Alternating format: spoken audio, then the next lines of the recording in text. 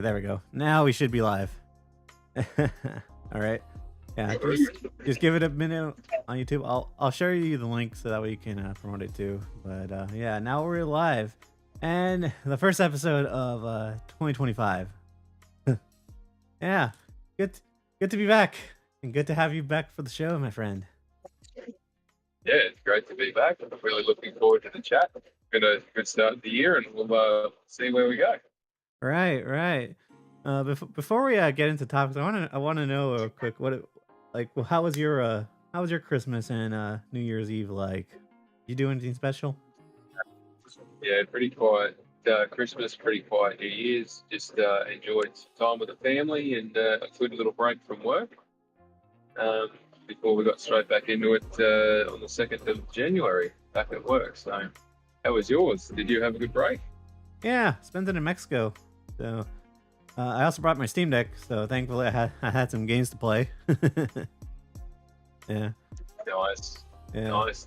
How was Mexico? It was good. Well, especially where I stay usually when we go is like a little town, so it's not like too big. It's like I want to say like a population of probably like less than 100,000. So nothing too massive. Nice. Yeah. Excellent. Yeah. Yeah, but while we've been gone though, certainly a lot of big stories have popped up here and there. Yeah. That's about half of the course, isn't it? Yeah. Especially for this industry, right? Yeah. There's a few things going on, but it's more of the same by the looks of it. I mean, some things are pretty different. Well, we'll get into that story first, but yeah, certainly some things I haven't been expecting to like fully have developed, especially with the Ubisoft story and the Microsoft story that came out just like last week, was it? Yeah. Yeah. The Ubisoft one's a bit of an interesting one. That seems to be an internal disagreement about who's going to get what. Microsoft is a bit of a quirky one, especially given the interview that Phil gave yesterday. So, yeah, some interesting context there. Yeah, we'll get into that after. But the first I kind of actually wanted to cover was related to Private Division. So I don't know if you know what happened with that.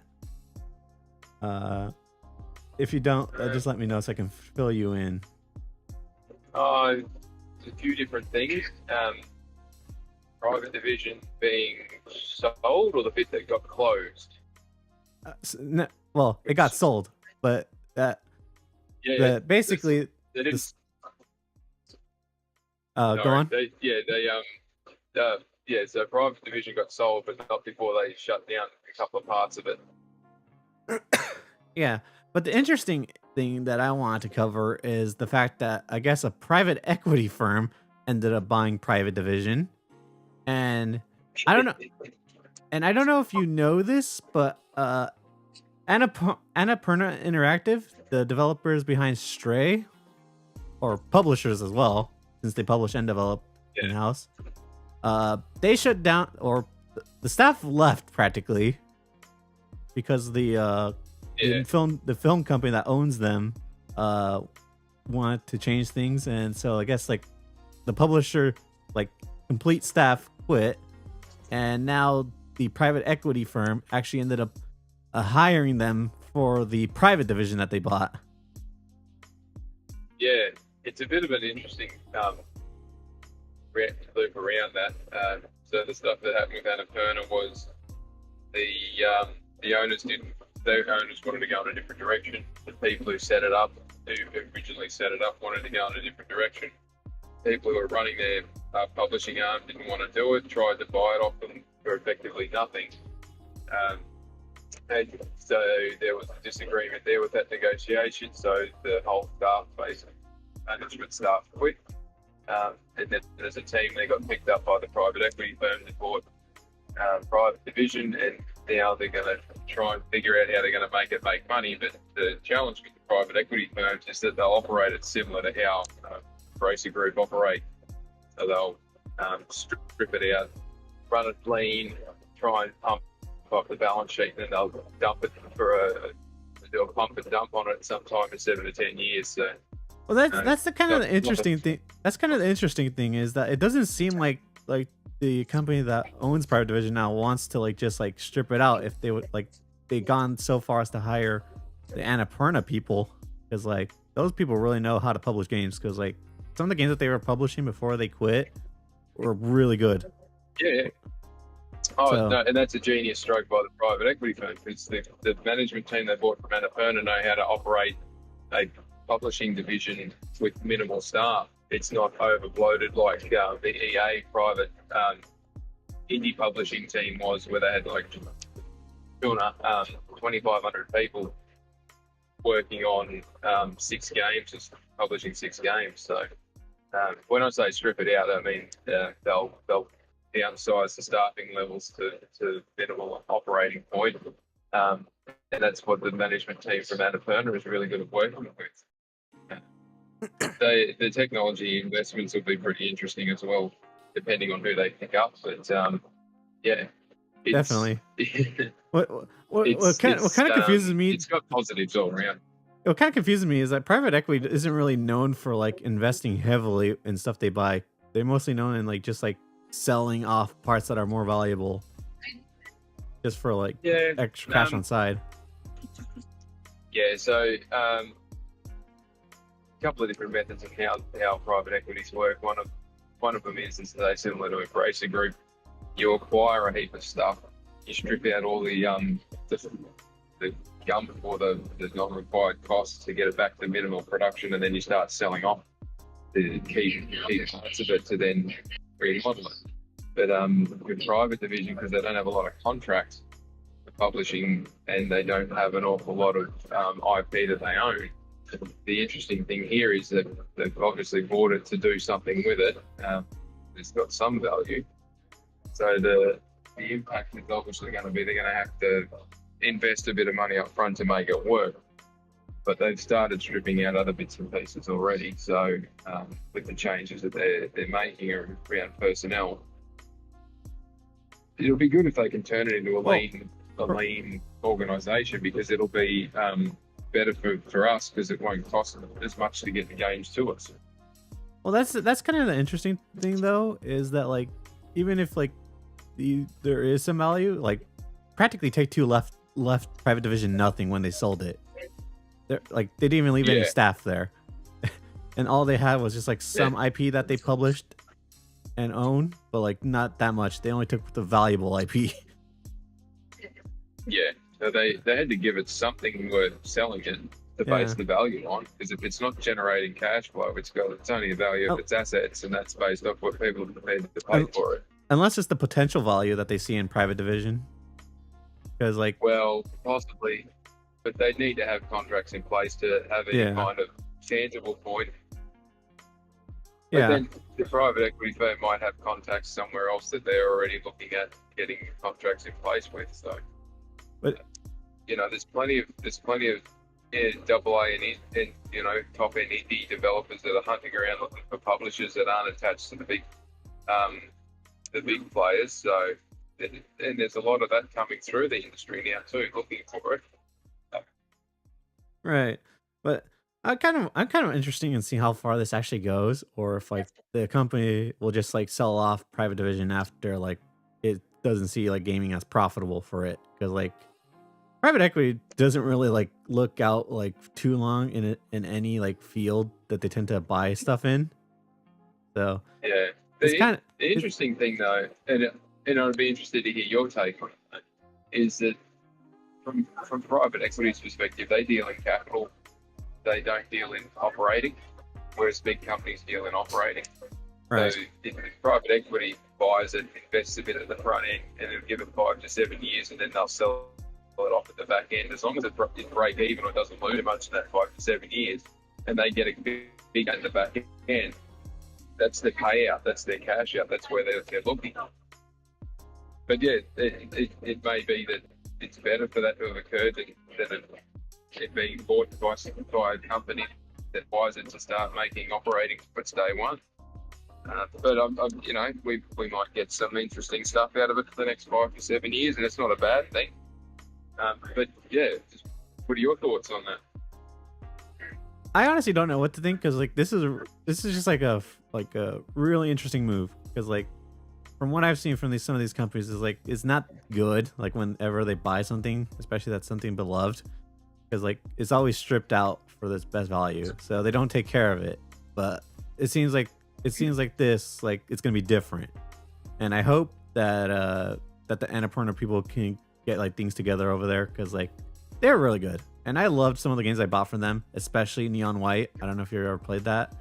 So they do know how to pick out good games to publish, and they know how to develop too. So I hope it works out for them. And Private Division already had a good track record of like indie games that they were publishing, even some like non-indie like Outer Worlds. So it's like, who knows how far they can take the name too of company. Yeah, that's true. That's very true. No, it'll be good. It'll be good, interesting to see what their future holds for them. Yeah. Well, yeah. With that, I want to go into the Xbox story since you know, that was quite interesting. Yeah.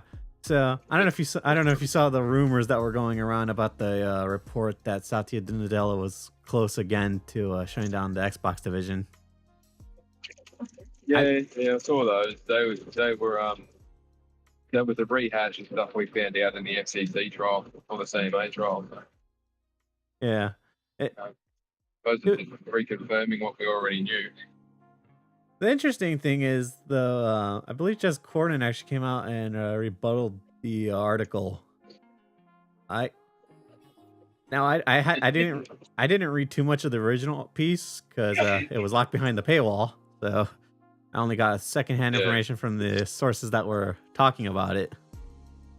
But it's kind of interesting because like Jez Corden and some other reporters didn't believe anything in the article was actually true. I want to know like what you like from your side of things, looking at the financials of it, Microsoft, and especially from the Xbox division, if like you see like the closure as a possibility again after like the Activision buyout. Yeah, I think the next two quarterly financials will be very telling for the future of Xbox and whether its existence stays under Microsoft and whether they sell it or whether they shut it down. The this quarter, so the December quarter that's just finished, will be the first time we get a full quarter comparative where they've owned Activision, and it will be quite telling to see whether it's actually performing or not, and will be quite telling to see whether selling games on other platforms is helping them or not. Because if it doesn't, this quarter and the next quarter, then there really isn't much left that they can lean on to say, well, we should keep doing this. And not forgetting that Microsoft now has a new chief operations officer who is notorious for cutting out dead wood and parts that don't perform. If Xbox or Microsoft Gaming is sitting down the bottom of the totem pole and they need to, basically cut loose their losses to focus on their new competition points at the top end and protect their market shares in software as a service, cloud banks, data banks, getting into AI and all the rest of that. There's some pretty big dollars that need to be spent, particularly when competitors are basically hooking up nuclear power stations to their AI data centers. That's an awful lot of money to be spent. And Microsoft doesn't have an awful lot of money sitting in its bank at the moment because they spend it all on Activision. So if the returns aren't coming to the shareholders, they'll get cranky, and Satcher's responsible for talking to their board and the shareholders. So it's not outside of the realms of possibility. It would have been nicer if they'd have unloaded Xbox to Activision. I don't think Activision would know how to run a platform, to be fair. But it's kind of interesting. It's kind of interesting though, because like they're reporting that like the COD sales are doing pretty strong for Microsoft though. So it's not. It seems like not everything is going terrible. No, but it's the impact of but the sales are doing well. But the sales are on other platforms, and they're not exactly outperforming previous years. The issue will be around whether they've done enough cost reduction to offset the reduction in revenue that they get with the eliminations coming into play. The last 4 quarters, Activision has had a net negative impact worth about $500,000 a quarter to the Xbox performance. And it was supposed to be causing returns to shareholders from day one, and it hasn't returned a cent to them. In fact, it's cost them a lot of money. So, right, it'll be telling what the next couple of quarters for its future. But one game, massive amounts of sales in one game is going to turn that fortune around. The whole thing is relying on one game, and its mobile division is not returning a profit either. So it's challenging, extremely challenging situation for them. There'll be some serious soul searching happening at the top end of Microsoft executive leadership now. They've got to spend $100 billion on catching up on AI and getting their data centers in overhauled to keep up with the challenge coming from other sources. Then they spent $70 billion on a gaming company that isn't returning them any money. But they're losing traction in their main marketplaces, which does make them a lot of money. So that's the disadvantage that Xbox has, being at the bottom of the totem pole in the Microsoft pecking order. What I'm kind of curious about is how much they're actually earning from the microtransactions from Call of Duty, because that's typically where they make most of the money besides the sales. But the sales have already been going downwards since before Microsoft had bought them. So yeah. I think it kind of depends on where their microtransaction sales are going, but yeah, and that's the interesting thing that we'll see, and hopefully in a couple of weeks' time when they release the quarterly reports. Because I believe Blizzard, I don't think that they're as profitable as they were before either. Because from what I heard is Overwatch is practically nosedived off a cliff in terms of their profits. And I don't know too much about Warcraft or how that's doing, so it's kind of hard to say. Well, yeah, World of Warcraft was going okay, and then it suffered a massive nosedive when it had the hiccup in China. You're right. When they had that licensing issue, and it's never really recovered in that respect. But they're not onboarding a lot of new players, and they're having issues with their was it Candy Crush? Candy Crush on the mobile gaming, King or whatever it is. Right. They're having some issues around with the new restrictions around gambling advertising in a lot of European countries as well. So,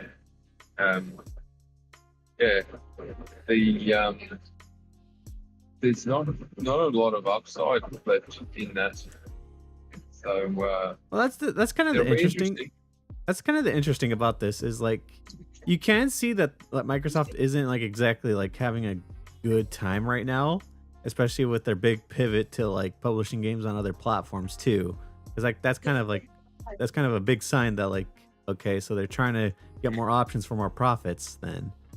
So yeah, if you think about if Call of Duty had been without all those contracts and agreements in place to get that deal through, Call of Duty had been on Game Pass only, and they would have locked it up to the top end, top tier of you've got to pay for Ultimate to get access to it. They would have lost $1 billion+ worth of revenue coming in from PlayStation alone, and that would have just crippled it. There was, when they bought it, there was always every intention that Activision games were going to be everywhere anyway, because there was no financial incentive to not. And the notion that Big Daddy Microsoft was going to keep funding the losses on it is nonsensical, especially when you look at their performance now. They need the money to do those other pushes for their main business lines, and they just don't have it. Right. But yeah, it's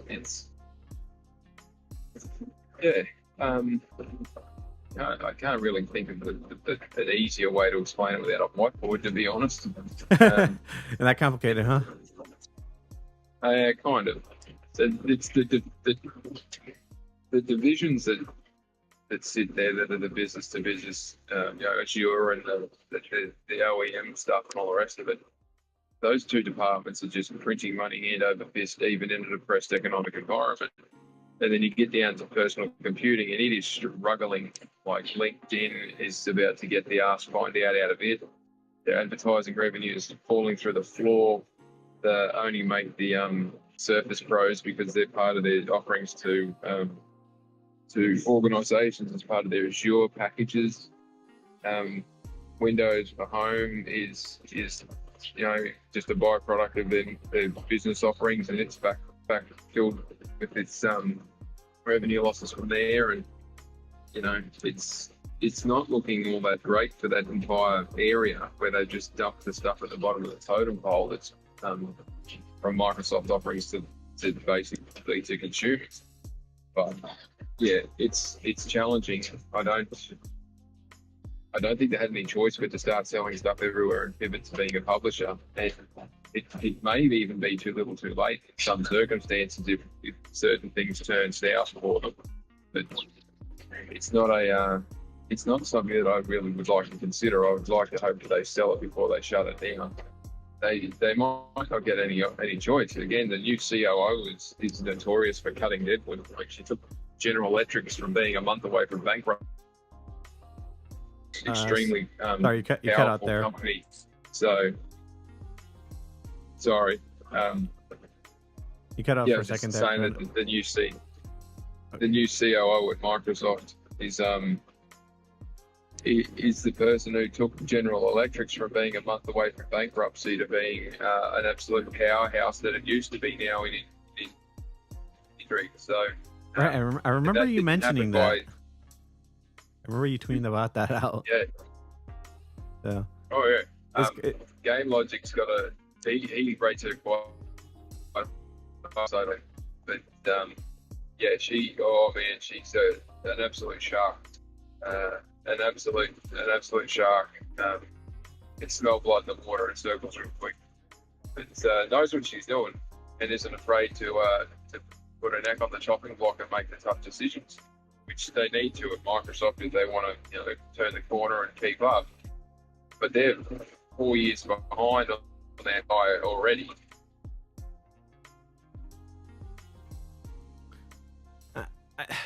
The thing with like what I've been hearing from like especially just Gordon, because like the only reason I'm referencing him is because he does seem to have close connections within Microsoft. So he's practically been rebuttaling, saying like Microsoft's like probably like in terms of its gaming division that's in its most profitable state ever, or at least like compared to most of its other divisions in Microsoft. So with that kind of perspective, it kind of seems like interesting that like they're making a lot of profit, but yet like, you're seeing some of these big changes happen, which kind of like counters that a little bit, at least from my point of view. Yeah, and that's a fair assessment. Overall, they seem to be doing really well, but when you get into the nuts and bolts and right down to the nitty gritty of which department's doing the heavy lifting, there's only really two of them that are doing it. Everyone else is going along for the ride. Right. Some of them are always very small margins and they're not profitable, but they need to be there to maintain the broader aspect and keep others out of their area, out of their market share. But the one that isn't is the gaming division, and I'm sure Jez and Tim and a heap of the others are well connected, but people that they're well connected to, even at Phil's level, he's no longer calling the shots. The decisions are being made further up the tree. It's good. It'll be interesting to see how things play out, like for like not just this year, but like the next few years for Microsoft and Xbox. Because I don't know. I feel like with this new pivot, I feel like something's gonna get lost, like either the hardware or it just be them selling the software, pretty much like Sega back in the day. But I don't know, because we live in a different time where like not everything is driven by sales these days, especially since like a lot of games that Microsoft publishes themselves now are just like pure like filled with like microtransactions that pretty much make up bulk of the revenue. So it's like and that's where the average revenue per user number becomes extremely important. You want to make sure that people who are engaged with your platform, it doesn't matter how, that they're spending money. And if your average revenue per user is in the tank, and you're not even able to cover yourself to break even, then you're in a lot of trouble. But this selling games hasn't mattered to Xbox for the last 7 or 8 years, and all of a sudden they're releasing them everywhere where games do get sold to try and recoup their revenue. It's an interesting, like I say, it's an interesting time. It's an interesting pivot. It's sad in some respects that's got to this point, but they haven't changed the management in that joint for over a decade, and it's not surprising that it's become stale. And I would really like to see them put more effort into their quality control and make sure that the games that they are releasing are of a high standard. I think they've had too many misses recently and tarnished a lot of their reputation because of it. But then they just acknowledge it in one sentence and say, yeah, well, that was an issue, that's our bad, we'll move on. And the same happens again, and the same happens again. So maybe the pivot away from hardware to just focus on software might actually give them the focus they need. But yeah, it may also be just the quality control of the other platforms that helps them get up to the standard they need to be at, because that sort of skill and talent isn't something you pick up from a bloody university degree. You need experienced people that can come in and say, no, that's not good enough. Shut it down and try again, or shut it down and put it on the shelf and don't bother. Because Team Blue certainly doesn't have a problem with doing that. Yeah. They have the opposite effect. I don't know. Yeah, absolutely. I don't know. It's also kind of interesting too, because like even if they were struggling too, and like Satya did shut down, it's kind of interesting too, because like these platforms alone already make a ton of revenue from like third party sales too. So it's kind of interesting. Like you don't want like I think that this is my idea where like they're stuck. It's like they don't want to shut down the platform because then they're going to lose like a bunch of money, but they also don't want to like they don't want to just keep publishing for just that platform alone either. Well, then like in 2021, which is the year that everyone's sort of focused on here because of the report, Xbox contributed less than 7% total revenue to Microsoft, right, or less than 7% of Microsoft's total revenue. But it didn't cover its own costs. It didn't run at a profit. It ran at a loss. So it would have been better for Microsoft to have not spent any of that money chasing the revenue. That would have had a positive outcome. There was a calculation that I worked with a couple of other people. We were doing some analysis in 2023 when they were trying to close out the ABK stuff. It might have been early 2024. We were looking at it, and at that point, it was almost $4 billion better off for Microsoft to have shut down Xbox and not carried out the deal than to actually do it. That was what we were looking at in terms of losses once combined. And that's a lot of money. When you think about not having it would have given, a $4 billion better result at the bottom line. That's pretty insane, because that's a quarter of Xbox's revenue from circa 2022. yeah. So, and when you're looking at numbers like that, Microsoft's overall revenue comes down slightly, but their expenditure goes down even more. And it's a positive return to shareholders. That's a positive return in a lot of other respects, because then they can reinvest that money in other programs. So I imagine there's a couple of managers high up in Microsoft that are feeling quite aggrieved that they missed out on the money to go and do other projects when they agreed to buy Activision.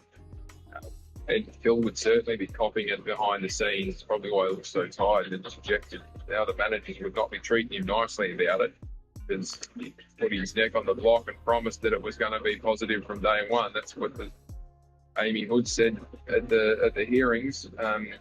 You know, day one, positive return to shareholders. We expect this, we expect that, and none of that's come true. So, yeah, there's a bit of a challenge there. I can see that for certain. Yeah, I can imagine so. But I get. But you know, if they get on the software and you get it selling well, the problem is that the pivot happens and they don't sell their software because it's just not up to scope. Just think about this. And I'm just going to go on a slight tangent here. Just bear with me for 2 minutes. Sorry. The quality that they were competing against on their own platform was, some third-party stuff was better in some respects, but there was mostly the first-party stuff of what they'd now bought. When you flip that over to them releasing games on PlayStation or on Nintendo or on PC, Valve and all these other ones, they're no longer competing effectively with themselves and one or two other publishers. So let's not forget, most third-party publishers for the last 5 years have not been producing anything to put on Xbox that's at like a peak quality point. There's a heap of games that just weren't making it over there, particularly coming out of the Japanese publishers. And aside from the big sports titles, there wasn't all that much else that people were buying on Xbox. So when they come to PlayStation and all of a sudden they've got their games competing for the same dollars from consumers against, you know, the PlayStation first parties, a lot of the big different levels of production. I think they actually have a genuine problem here. They may struggle to actually sell to the level that they think they're going to sell at. And that, with this pivot, that becomes a problem. They need those things to be selling and selling well. And if they're not selling well and they're basically giving them away, they're back to the same problem they had when they brought Game Pass out. No one's paying for it. They've got no revenue stream. Average revenues per user is down. And where are they going to get the money from? And if they can't be self-sufficient under this new regime that's now in charge of Microsoft to drive them forward into their next decade, they are really going to be in trouble. So I've got all fingers crossed that they get their quality in check, that they don't produce another bloody Redfall disaster, and that the Indiana Jones actually sells really well when they bring it over, because if it doesn't, they're in trouble, financially in trouble. And people say, oh, I don't care about the business, I don't care about this business. You don't have to care about the business, but just don't be surprised if they turn the damn thing off. That's the risk that they're at. And Xbox is you know, a part of the total gaming industry is less than 2%. So that they don't really, you know, they're a rounding error most of the time. And that's a harsh thing to say, but that's the reality of it. They genuinely are that far down the totem pole. And people will spin it that they're the best here, they're the best there, they're the best. They're not. They're not number one in anything. They're barely top 5 in most things that they exist in. And they should do better, because look at the technology they've got at their disposal to be better. That's the thing that irks me the most about them, is they just fail to meet their potential because their current leadership can't get them there. Anyway. I get what you're saying. Sorry. But I also feel like that's not an issue, but like strictly for Microsoft, because like a lot of other companies are struggling to sell like their games. Look at what's it called? Look at Suicide Squad. They didn't have, Warner Bros. Had to sell that game to make a profit for how much they spent into it, and now they're just practically giving it away and still not making it enough. Yeah, that's right. I mean, Take-Two's in a situation where when GTA 6 comes out, it's got to recover like $4 billion worth of losses for the organisation before it even starts to get moving on its profitability. So, you know, they're hiking this thing up, like it's going to be $100 a game, all this and all that and all the rest of it. Well, they kind of needed to be, and they needed to do stupid numbers on launch to be able to recoup the amount of money they've not just invested in the game, but that the company's lost in the last decade. Yeah, it's gonna be interesting, especially like in this industry with how it's headed. I mean, you look at recently with EA and Dragon Age, that hit their financials pretty Oh. hard. Yeah, that was a big miss. It Yeah, was a horrible miss. But yeah, then, you know, look at the other way. Bandai Namco, when they published Dragon Ball Sparking Zero, thing did 4 million units in the first 24 hours, far exceeded everyone's expectations. There's been some surprises to the positive side in the last 12 to 18 months as well. I was hearing Shuhei talking to Greg Miller saying that Helldivers 2 sold more than Spider-Man 2 did. That's an interesting perspective, isn't it? yeah. You know what? That's actually a good segue into the next story that I have. Good job there, my friend. But yeah, Thanks. but yeah. So yeah, of course, as you know, that the report from well, not really a report, but well, I guess you could call it a report that the games that Sony has canceled recently within its studios, of course, like, it was like about like 12 or 15 games, I believe, that were canceled. I can't remember for sure. A lot more than that. Yeah. But So this is strictly for the it's an multiplayer, interesting. Yeah, so the live service stuff they've canned all but 3. There's 3 left. And that's you know, neither here nor there. It's curious that there's a hyperfixation on it because, from my perspective, and a few others that I speak to share this thought, there were people jumping up and down and screaming Sony needed to do something more, they needed to do something different, they needed to do something multiplayer. Sony had a revenue issue, they thought they'd have a go at the live service to fix that issue because the third party's live service wasn't plugging the hole fast enough because the games weren't coming soon enough. So they had a crack at it. The first one, which was Helldivers 2, it's stuck. It landed up. The second one, which one was it was there or thereabouts. Third one was the landing, though there was no. You're biting really hard. Just to let you know, David. Strong gameplay. Sorry, is it better? You sound good right now, but let's see how long it lasts. Internet is always good fun. So yeah, Concord landed all hero shooter, oversaturated market, a few different reasons. They should have seen it coming, but they didn't, so they canned it. And then the rest of them so far that they've cancelled just haven't made it past the playtests.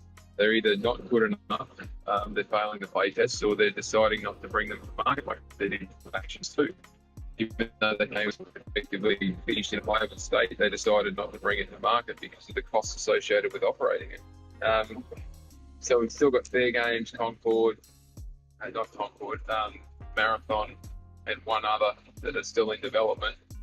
We'll see how they go when they land, but it'll be interesting to see how it pans out. But it's not unusual. Like Sony cancels games. That's phenomenal. Like 80% of games that make it to the first playtest get cancelled, and then I think it's 1 out of every 4 that make it to the final playtest actually make it to sale. But they killed like 80 to 90% of the game before they even get close to making it to sale. So it's not unusual for them to be doing it. We just never hear about it. And that's what their quality control division is there to do, to make sure that they don't just release crap to saturate a market of stuff that's no good and they're not wasting money on it. That's no different to how most of the other big Japanese publishers operate either. So it's just strange that because they tried something different, it didn't get to the levels that they wanted it to achieve, even though they managed to get a couple of them to stick. And they only ever needed 2 out of 10 to stick, and it was going to be a successful point. Because they only tried with 10. It's not like they tried with 50 or 60 as they do, every 18 to 24 months with their single player stuff. And yeah, it's just odd because they don't announce it. It's always secondhand through some anonymous source that Jason or Jeff or someone finds out about it. Right. And it's not really our business to know. People get so upset about games that get cancelled as opposed to being upset about games that don't get cancelled and spit out the other end looking like Redfall. Um, you know, it's an oddity. And, you know, so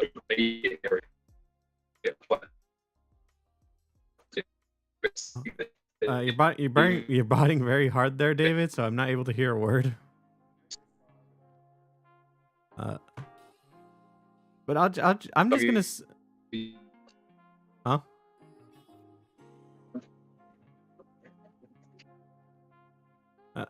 I'll just say this real quick. Can you hear me now? Yeah, I can hear you. Sound good now. Sorry. Yeah. You're good. Sorry about that. The internet's playing up a little bit. it's having a heart attack over there. But yeah, I'm just gonna say this, like in regards to like the multiplayer stuff. It kind of feels like right now, and this isn't just with Sony. It kind of feels like the industry is kind of pivoting away from focusing on like pushing for big multiplayer games to be big hits. Because like when you kind of look at how things are right now, it's kind of hard to even like create a big hit these days. I mean, nowadays it kind of seems like if you do make something like, say for Marvel Rivals, for example, it's kind of like an oddity. But like every other like game just kind of dies if it doesn't do anything different to stand out, or if it doesn't have anything like to make it look different. Like in the Marvel Rivals case, it's the Marvel IP, which makes it stand out more.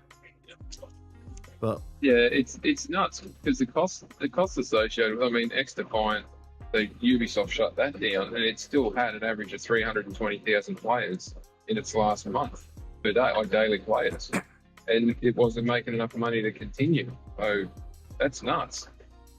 Yeah, so it kind of feels like the industry kind of like pivoted too hard to the multiplayer push, where now it's kind of having to rebound from it, especially with all the investments that have been going into it. I mean, just look at like Sony, for example, like how they were investing hard. It's not like it was how it was before, like during the PS3 generation or PS4, where you could just like practically pump out a new like multiplayer game and just like see how it does, and then like once it dies down, you don't really have to worry about too much of that massive of a hit. But with how games are becoming more expensive and how little time like people have, it's like it's gonna be hard to sell one of these multiplayer games nowadays, especially like when they're already stuck to like either your Fortnite, Apex, Call of Duty, etc. And those games aren't going to be dislodged anytime soon, as long as they're still popular. Yeah, that's exactly right. People have got their favourites and that they like to feel comfortable playing, and they get used to playing, and trying to leverage them out of that into something new. It needs to be different. The costs associated with running these multiplayer and the different types of multiplayers and all that now is insane. So you can't really afford to release something and then have it, not land. But that's the issue with the saturated market. You're trying to pry people away from a game that's continuously being updated, that they're comfortable and familiar with. It's why sequels sell so well when a game is an absolute hit. The sequel has got similar gameplay characteristics and it does really well. As soon as you get a sequel that completely changes stuff, it tanks because people get mad about not having familiarity. Right. And yeah, I completely agree with what you're saying about the multiplayer stuff. But very, very eloquently stated. So this is my question for you is like, where do you think like investors kind of see the success in this, when you're kind of watching these publishers kind of like crash and burn with some of their attempts? It's like where's the real value coming from now, especially with the problems that you're seeing in the online multiplayer, or just in general? For the multiplayer space, because this is where we're seeing like a big focus in. So the money.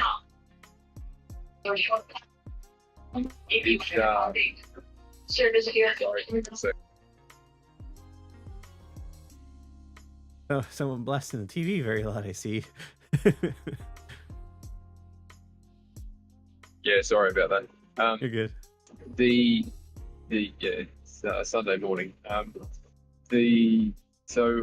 easy way to make money is to just do licensing engagements to put characters and stuff in different games, or to do a partnership arrangement with them. But releasing new multiplayer games, you've got to have something very, very different or unique, and the idea would be to not do something that is a shooter, because there are way too many shooters in the live service area at the moment.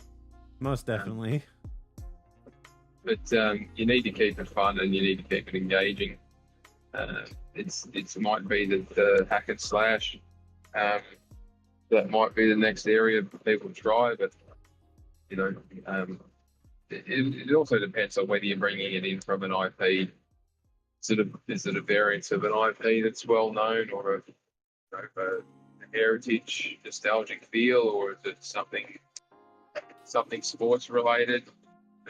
It's going to be very difficult to crack into any kind of live service multiplayer aspect at the moment, just because of how there's a sort of a set game or two games in every genre.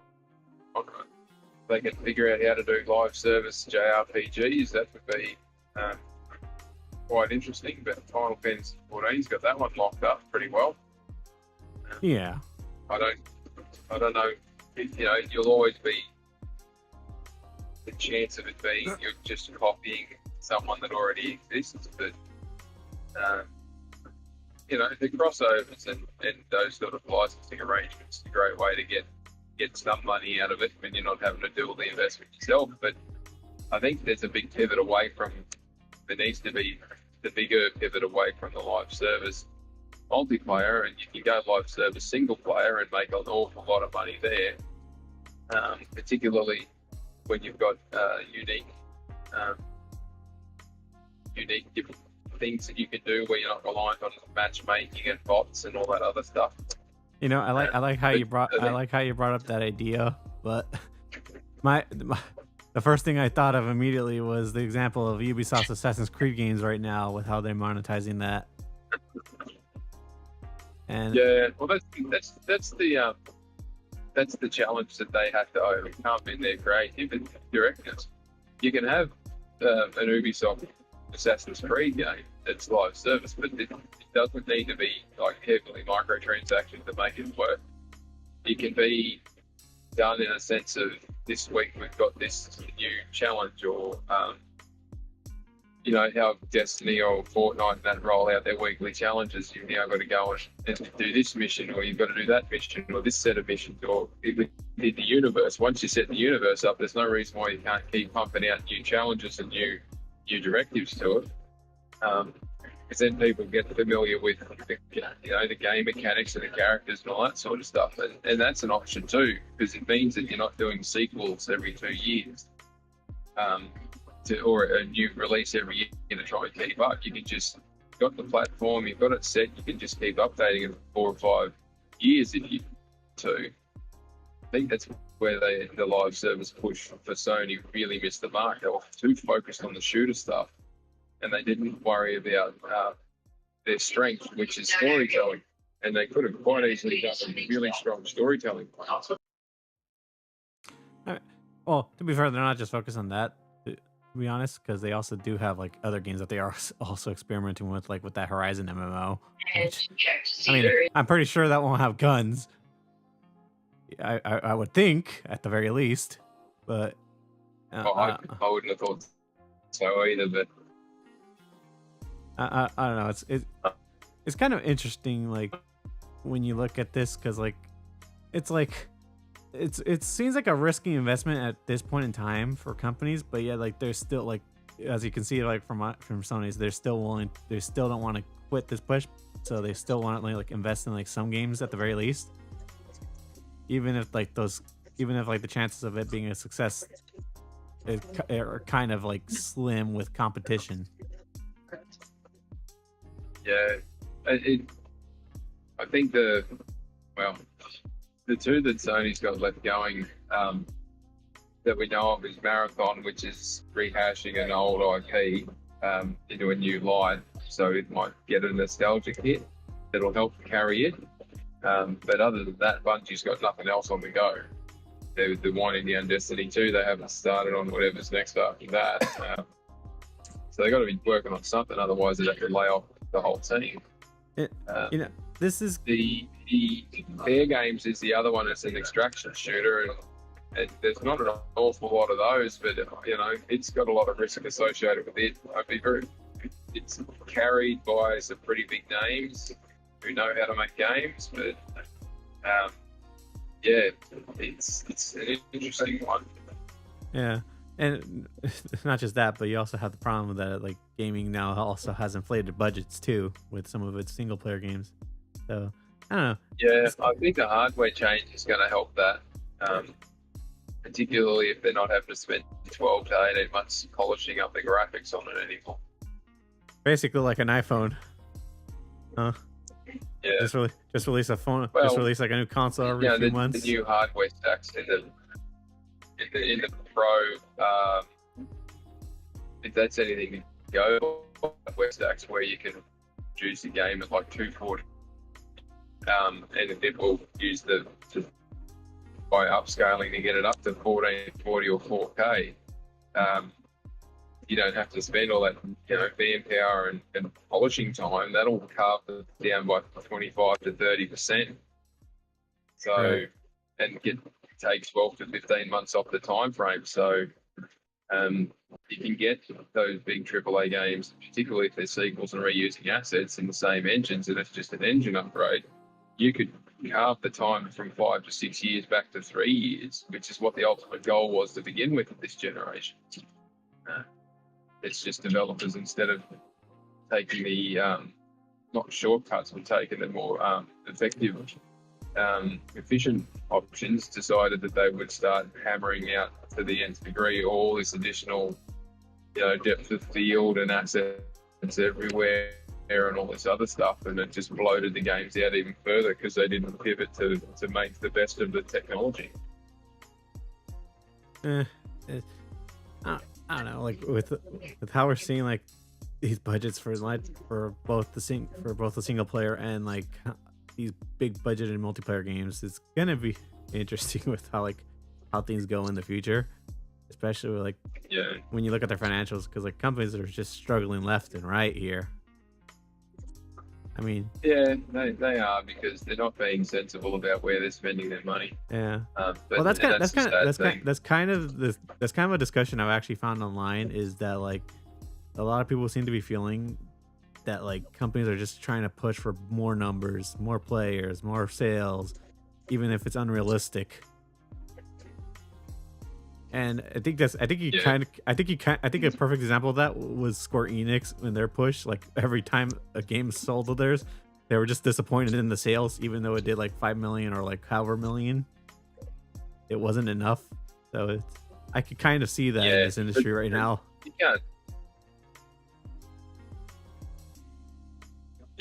You can't please Square Enix. Those buggers have the biggest game on the planet, outsold 100 copies. They still say it's not right.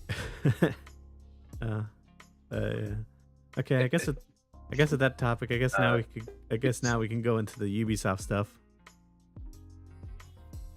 Yeah, about Ubisoft. Sorry, what were you about to say? No, you're right. I was just agreeing with you. Oh, okay. Sorry, I couldn't hear you all the way because you were cutting out a little bit. But yeah, so with the Ubisoft stuff, I don't know if you saw, but recently it came out that Ubisoft might be looking into selling parts of its company off in order to stay afloat, which is kind of an interesting pivot. Yeah. Like, it's really interesting that Ubisoft and the Guillemot family really don't want to like give up control over the company. So they rather sell off portions instead of selling off the whole company. It's an interesting. Well, it's interesting though that they want to the stuff that they do want to unload. Because what would be left would be still an argument about who's got ultimate control, but 10 want to exert more influence so they can get better outcomes. But Tencent's still very much stuck in an old-fashioned publishing mind about 100% of publishing rights, and only once they recoup their costs do they start profit sharing and stuff like that. Ubisoft East and his family don't want to go down that path. They're trying to pivot to do something new, and it's quite a dynamic, diametrically opposed perspective on a few things. But the challenge there is they need to shut down or unload, sell off some stuff to try and become a little bit more slimmed up. 20-something thousand employees still. They don't need that many. They're not producing enough. The hard part is like, what do you sell? I mean, like, maybe you could sell off the studio that works on the Division IP, but even then, I don't think they would be worth that much to help the company out. And I imagine that when they talk about selling off stuff, it's not their core IP and it's not their core studios. Right. It may be that they get rid of their third-party publishing studio, or they wind back their indie publishing division or something like that. Like we were talking about at the start, private division, Ubisoft might sell off their indie publishing arm to someone else, and that might. I could see that. They haven't done too much in the indie space these days. I think the last time they published an indie was like 2 years ago, maybe, or the last big one I believe I saw from them. Yeah, the other department that they could be looking at selling off to is their cloud gaming and streaming division, because they've got the agreement with Microsoft to do all the Activision games for cloud streaming as a third party. So there is a value there. It might be worth selling off. I mean, from what we heard from Microsoft, it didn't sound like they were even that confident in streaming. So it'd be interesting to see if they don't even. Yeah, it'd be interesting to see how much Ubisoft would be getting out of that. To be fair, but I don't know. I just kind of see because when it comes to the studios for Ubisoft, it's kind of like they have 3 studios that work on I believe work on the Assassin's Creed IP, and about 2 to 3 studios that work on the Division IP. When it either not just the Division, but I believe what's it called, Tom Clancy as well. But most of the value comes from their IPs alone. So it's you have to sell off some of the valuable parts, or at least the IP alone. But it doesn't seem like Ubisoft wants to compromise in that area, because then they'll lose out on future revenue. Yeah, that's the challenge. Sorry, that's the challenge. Is do you weigh up the potential revenue and the cost of making it, or where does it land at the bottom line? Just, again, this is the nuanced conversation around the business of gaming companies.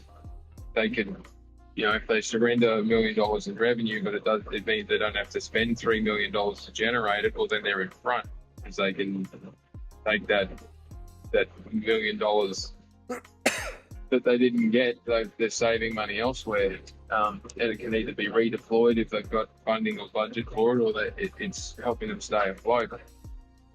They're not offloading dormant IP or old IP that's got no life left in it for them, that they can't switch around to different platforms or something like that. Might be the solution there, but it's going to be an interesting, if they're trying to slim themselves down, it's going to be very interesting. So they need to bring in contractors to do the work. It's going to cost them more in the short term.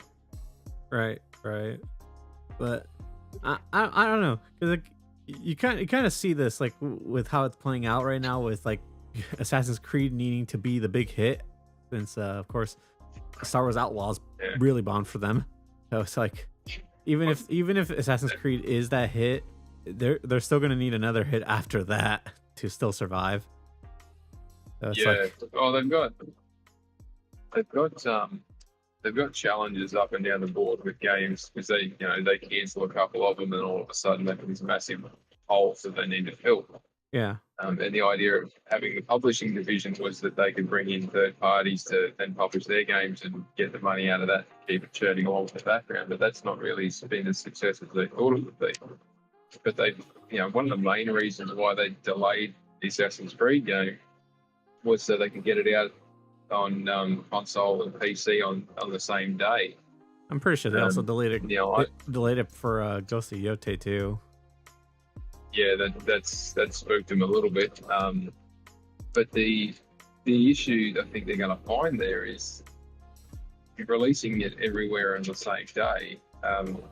You're going to miss out on the second dip sales on different platforms. And you also run the risk of it being, not that it's a major risk, but the risk of it being pirated on PC and missing out on sales there. So, well, that's kind of the interesting thing too, is that they kind of recently announced that they were going to be publishing their games on Steam again. So you can see that they're actually kind of desperate for more revenue again. So. Yeah, they are, and that's always a challenge too. But it's not a bad thing if they're, putting it on Steam. It might be more beneficial for them to do that and shut down their PC sale. No, of course not. Yeah, but it clearly shows that like they're gonna need this to do well. But like, they are.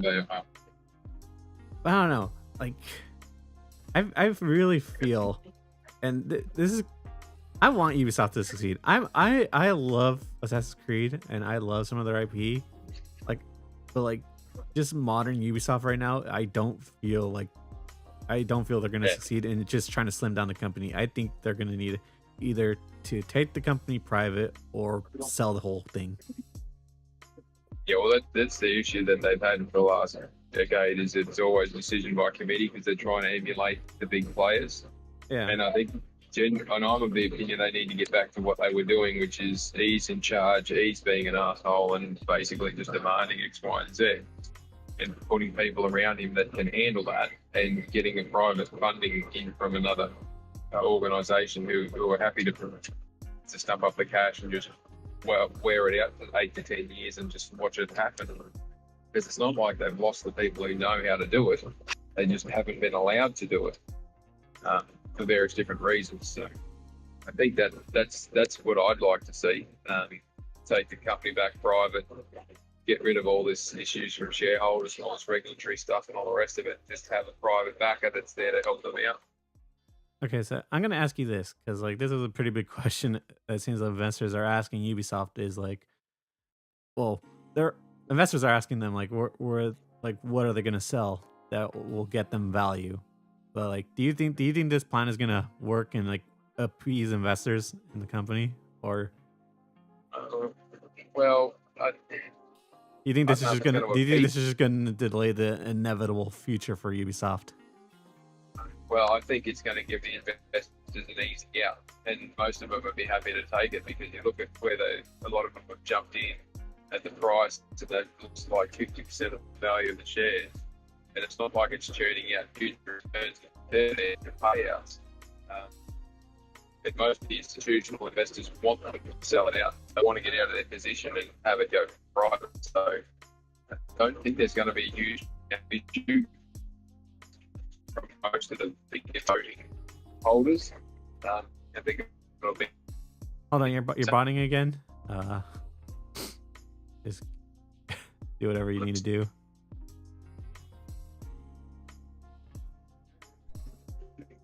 Sorry. You're good. Maybe I should just change the title to this. Maybe I should just change this to the title of episode 19. But talking to bots. Yeah.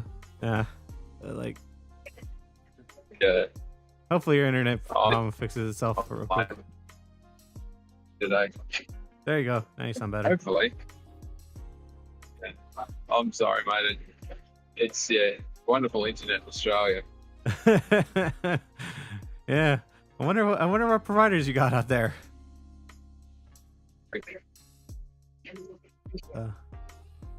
Right. So I used to have 80 to 120, but I think it's running at about 2 kilobytes at the moment. It sounds like it. But yeah, there you go. You sound perfect now. So go ahead and finish up what you were trying to say. Yeah, no, it's just the institutional investors will be happy to get out of the situation. It'll be the smaller ones that have been nostalgic or just holding on for various different reasons that'll want to be a thorn in the side. But I don't think it'll be, if they're taking it private, it's a foregone conclusion. It's just trying to work out who gets 51 and who gets 49 between Tencent and the Gilmore family. And from what I'm hearing, Tencent are very much waiting to see what Gilmore wants to do, but they don't want to. They want to have a bit more direction and say in the decision making than what they currently have. They're effectively a silent partner at the moment, so it'll just be hammering out that stuff, and then when they work it out, we'll find out about it. I thought they would have been done by Christmas, but turns out they're still going. Yeah, it'll be interesting to see this like pivot, because like I don't think it's gonna work out for Ubisoft the way they want it to, because like it's just practically gonna delay like what they're trying to avoid, which is the big decisions between like the two, because like their stocks are already still low and investors aren't like looking too happy about it. So it's like, where else do you go? Yeah, the thing that a lot of people keep overlooking is the stock price is just a reflection of the company's ability to generate returns for the shareholder, and it's the value of the expected future returns within certain calculation limits.